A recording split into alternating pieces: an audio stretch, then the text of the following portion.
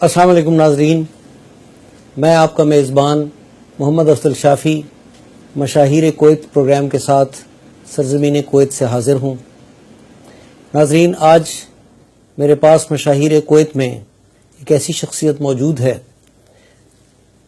جس کی زندگی کویت میں 1984 سے شروع ہوتی ہے۔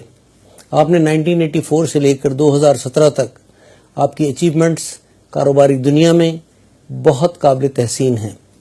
آپ کا نام ہے جناب محمد انیس بٹ صاحب۔ محمد انیس بٹ صاحب کویت میں پاکستانی کمیونٹی میں بڑی منفرد شخصیت کے مالک ہیں۔ آپ نے پاکستان سے جب 1984 میں تشریف لائے تو آ کر گارمنٹس کی ایک فیکٹری میں ملازمت کر لی، لیکن آپ نے اس گارمنٹ فیکٹری میں اتنی زیادہ محنت کی کہ 2 سال کے عرصے کے بعد آپ اسی کمپنی کے جنرل مینیجر بن گئے۔ اس کے بعد آپ نے پہلی کمپنی جو اپنے کاروبار کے لیے جس کی بنیاد رکھی وہ 2004 میں آپ نے کویت میں بزنس بیسڈ ٹریڈنگ کمپنی کے نام سے ایک کمپنی کا اجرا کیا۔ آپ کا بیسک فوکس پراپرٹی کی طرف رہا۔ اس کے بعد آپ نے 2006 میں پاکستان میں القدر گلوبل بزنس پرائیویٹ لمیٹڈ کے نام سے ایک کمپنی کی بنیاد رکھی۔ القدر ایک ایسی کمپنی ہے جس کے پروجیکٹس پاکستان کے مختلف شہروں میں بہت کامیابی سے پائے تکمیل کو پہنچ رہے ہیں۔ آپ کے پروجیکٹس مری، سیالکوٹ، لاہور، اسلام آباد اور گوادر میں ایک ہی وقت میں چل رہے ہیں، اور ان تمام پروجیکٹوں کی سپرویژن مختلف اوقات میں بٹ صاحب کیا کرتے ہیں۔ آپ کے پاس بہت سارا اسکلڈ اور پروفیشنل سٹاف موجود ہے، مگر اس کے باوجود وہ ہر کام میں وہ یہ سمجھتے ہیں کہ ہر کام کو خود کرنا بہتر نتائج دیتا ہے، بجائے اس کے کہ اس کا انحصار 100% دوسروں پر کیا جائے۔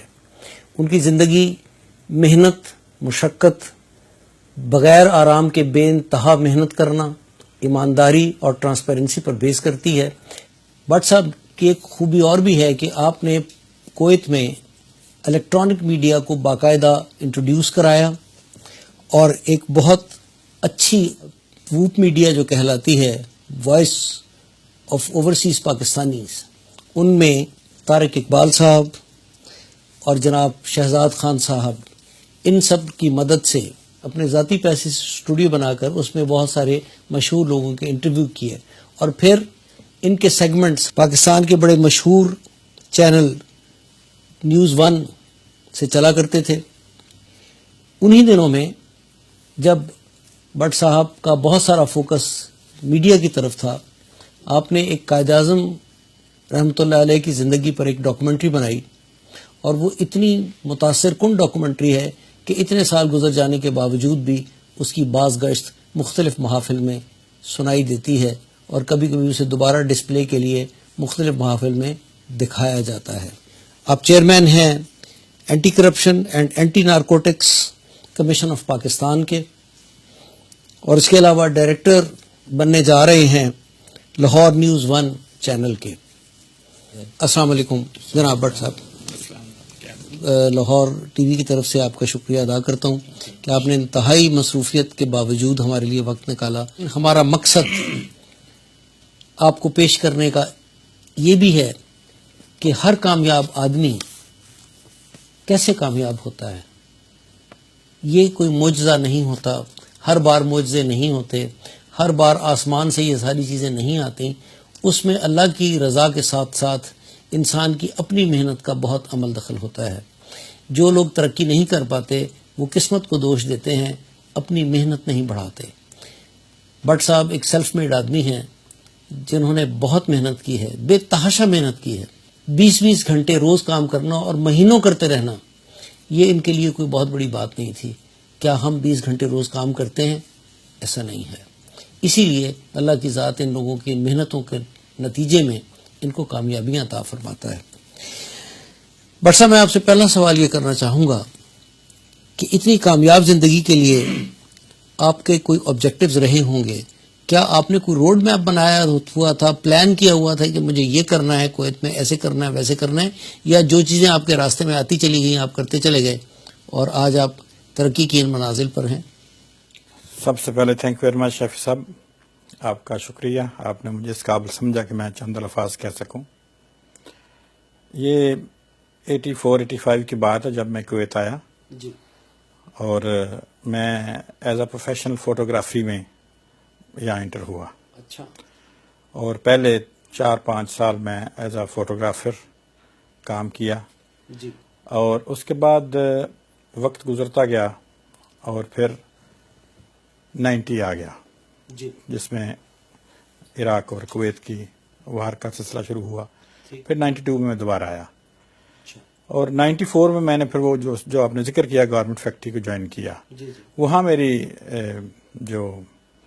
میری زندگی کی کہتے ہیں جو مشکل ترین دن تھے وہ شروع ہوئے، اور میں نے تہیہ کیا کہ یہ حالانکہ میرے لیے وہ ایک نیا کام تھا، لیکن میں نے سوچا کہ نیا کام بھی ہم ایسے لوگ ہی کرتے ہیں، جی، اس سے میں نے اپنے آپ کو منوانا تھا، اور الحمدللہ میں بہت ہی کم عرصے میں 2-2.5 سال کے اندر میں وہ اپنا لوہا منوا لیا اللہ کی مہربانی سے۔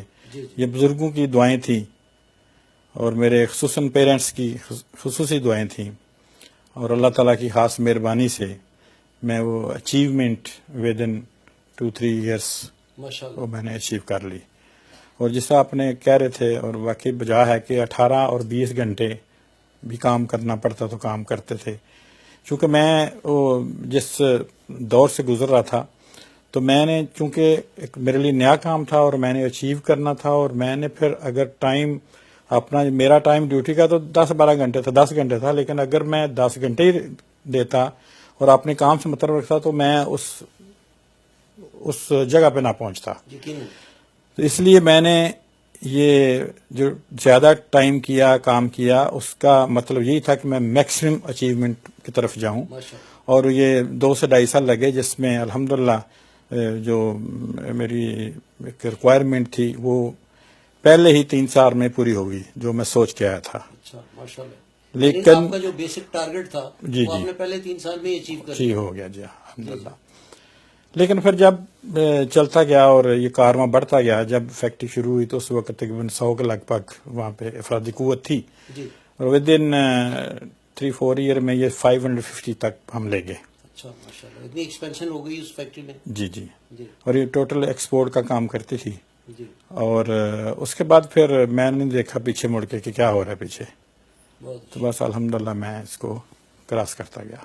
بہت اور یہ میں چونکہ ایز اے جب جی ایم تھا اور میں ہیڈ کے طور پہ جب کام کر رہا تھا، تو میں ورکر کے ساتھ کھڑا ہو کے 2-3 ایسے بھی موقع ہے کہ 3 دن ڈے اینڈ نائٹ کنٹینیو کام کرنا پڑا، اور میں کھڑا ہوا ساتھ میں۔ واہ، تو یہ میرا خیال ہے یہ اسی طرح یہ، اور خصوصی جو بات میں یہ کہنا چاہتا ہوں کہ سب سے زیادہ ٹرانسپیرنٹی، ایمانداری اور کام میں لگن، جی، جی، ہارڈ ورکنگ ہے، اگر یہ ہو تو میں نہیں سمجھتا کہ کوئی بندہ بھی کامیاب نہ ہو۔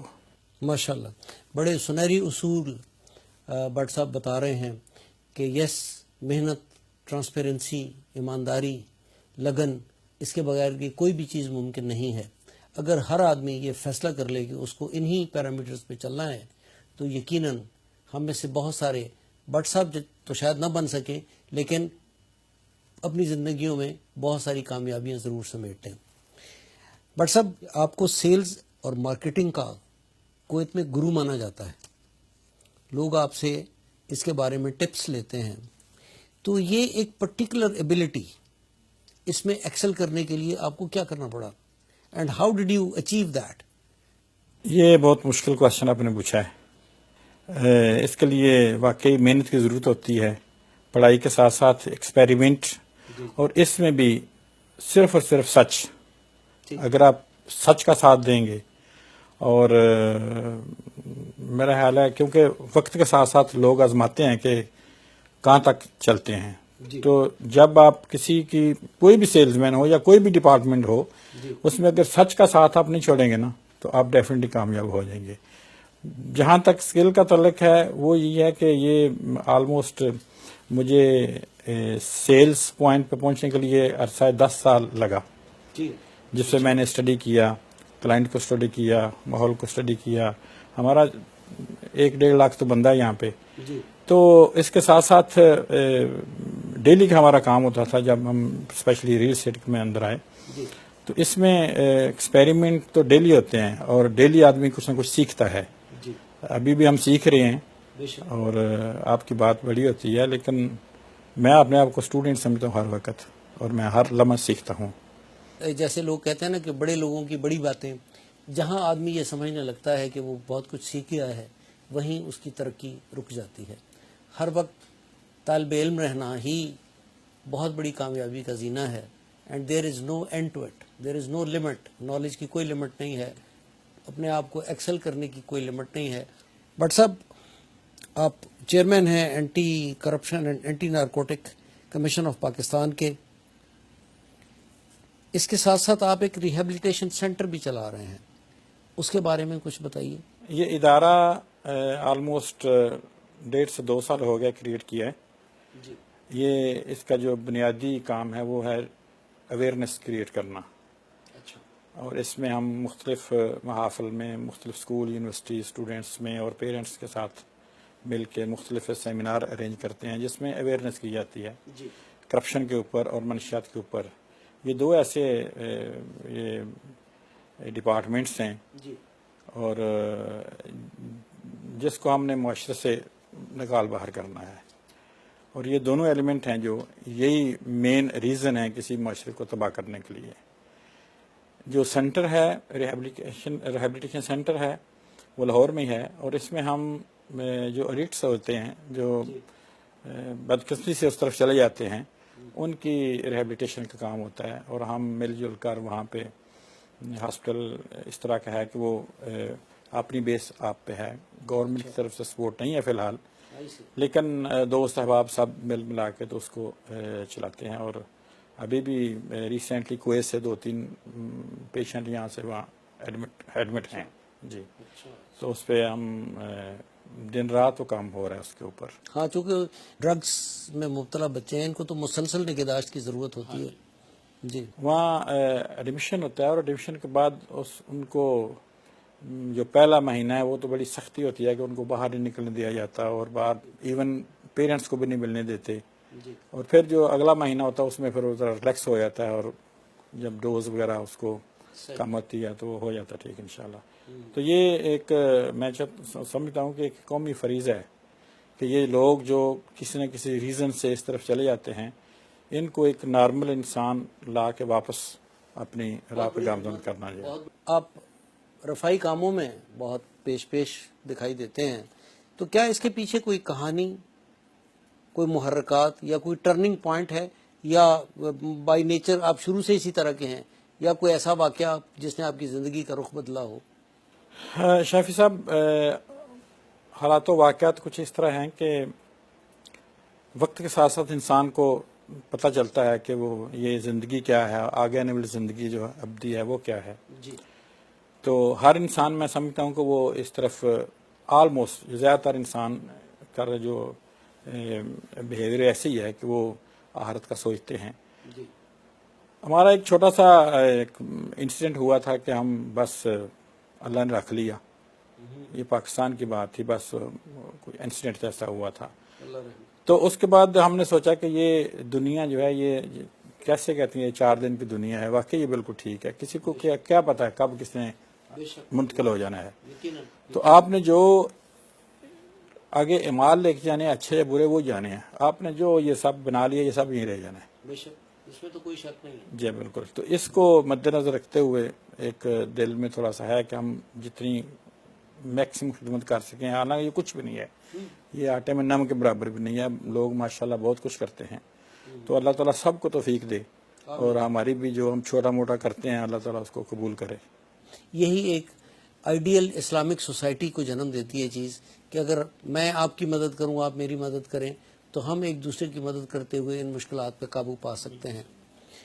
اچھا بٹ صاحب، پاکستان کے حالات پر آپ کا بڑا گہرا مشاہدہ ہے، اور آپ ماشاءاللہ آج کل زیادہ وقت پاکستان میں گزار رہے ہیں. آپ پاکستان کو اگلے 5 سال میں کہاں دیکھتے ہیں؟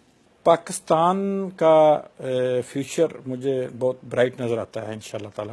جی، آنے والے چند سال جو ہیں وہ انشاءاللہ میں دیکھ رہا ہوں کہ بہت ہی تیزی سے پاکستان بلندیوں پہ جا رہا ہے، اور اسپیشلی یہ جو آپ کی ڈیولپمنٹ ہو رہی ہے، انفراسٹرکچر ہو رہا ہے، پلس جو سی پیک کا ہے منصوبہ ہے، یہ میرے مطابق پاکستان کی قسمت کا ایک فیصلہ ہو چکا ہے. میں سمجھتا ہوں بہت ہی برائٹ فیوچر ہے پاکستان کا انشاءاللہ تعالی.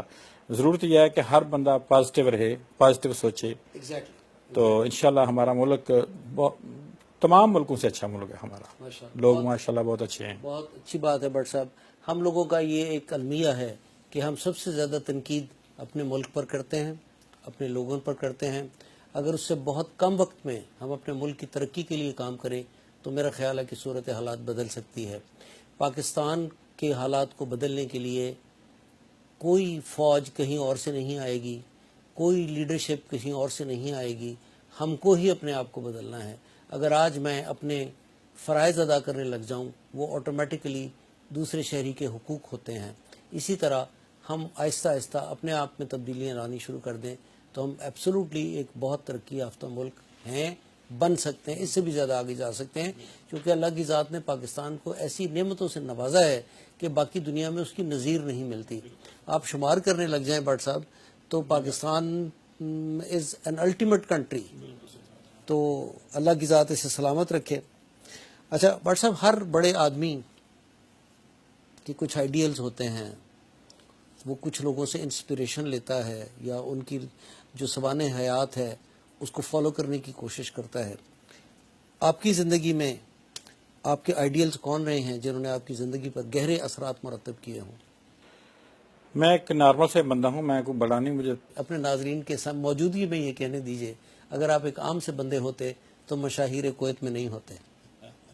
یہ آپ کی ذرا نوازی ہے.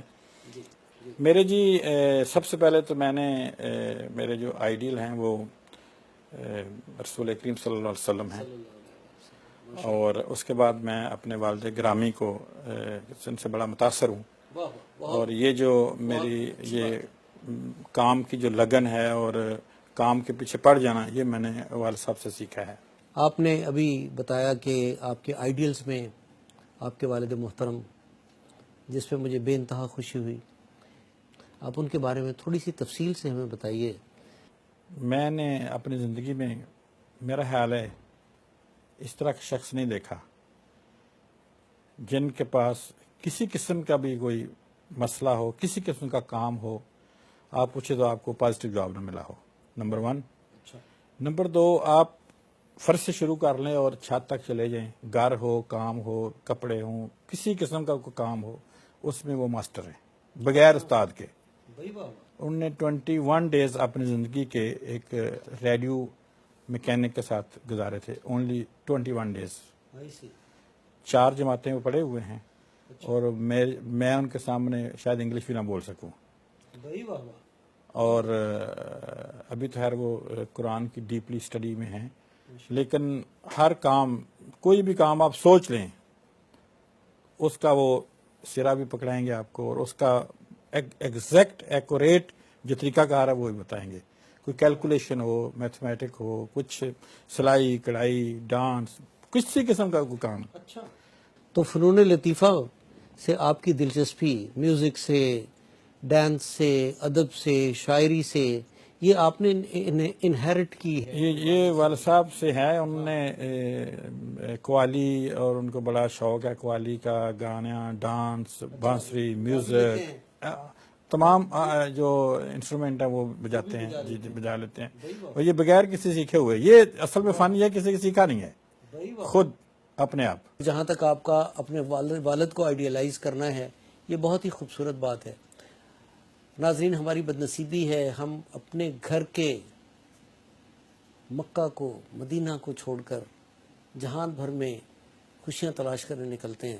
اگر ہم صرف اپنے والدین کا اتنا احترام کرنے لگ جائیں جتنا ان کا حق بنتا ہے، بخدا ہمیں کسی دوسرے بندے کی ضرورت ہی نہیں رہ جاتی، اور ہم سب کچھ انہی سے پا سکتے ہیں. ان کی دعائیں، ان کی بلیسنگز ہم پر اتنی ہو سکتی ہیں کہ اللہ کی ذات نے تو جن ہستیوں کا ذکر اللہ نماز میں کروا دیتا ہے، جن کے لیے دعائیں آپ نماز میں کرتے ہیں، ان کی اہمیت سے کون انکار کر سکتا ہے.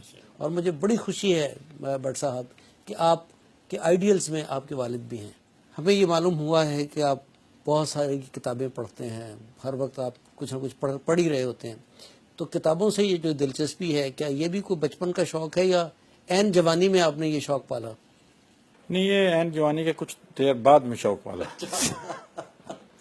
اچھا، جوانی میں یعنی آپ کتابیں اتنی نہیں پڑھتے تھے؟ نہیں، وہ جوانی میں نہیں پڑھتا تھا. ہمیں یہ لگتا ہے کہ آپ اب بھی جوان ہیں. یہ آپ کی نظر کا کمال ہے جو آپ نے مجھے اس طرح دیکھ رہے ہیں.